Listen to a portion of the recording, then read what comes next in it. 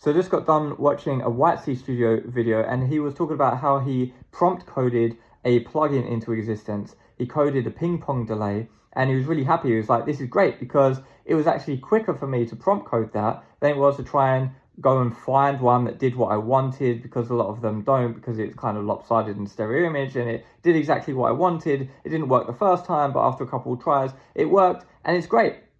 And I think that's really cool. I just wanted to add something to that. And it's like, if you do really simple stuff like a ping pong delay, or like a really vanilla distortion, or like a pan pot, or something really easy, sure, the AI is going to excel at that, because it can just copy from other sources, from open source stuff that's already been done a million times before, and just tweak it to what you've actually asked it to do in the prompt.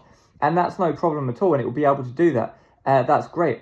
The difficulty is when you want to do something a bit more difficult, a bit more unique, a bit more complex, it's going to fail hard. For any plugin which is actually worth buying and is not just the equivalent of a stock plugin or something you could get free, anything worth buying, all of the AI models are currently failing out hard. Like, you can't just say, make me Voxengo Elephant, make me FabFilter Pro Q, and make it like look as good as that or something, or make me, for example, AP mastering curvature. If you ask it to make a complex plugin or anything with a complex idea, it's going to fail so hard. And if you want to do a Juice plugin and compile it in C++, it's not even going to compile most of the time, because the code's going to be bad. And it's gotten better over time, but it's still not very good. And if you ask it to do a complex thing, it's not going to be able to do it. It's going to simplify the task into something that is actually not what you've asked it. So you asked it to do this really complex limiter plugin, for example, and it would just give you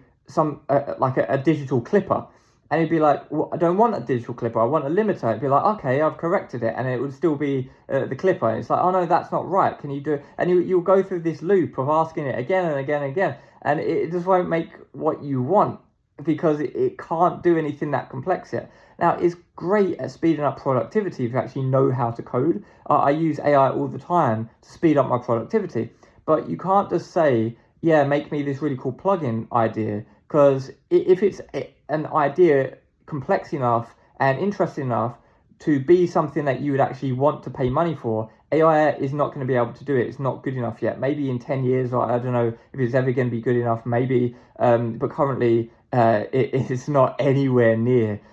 Like, just give it a go. Go to ChatGPT and say, look, give me AP mastering curvature. See what comes out. See if it compiles, see what you get. It will be hilariously bad, probably.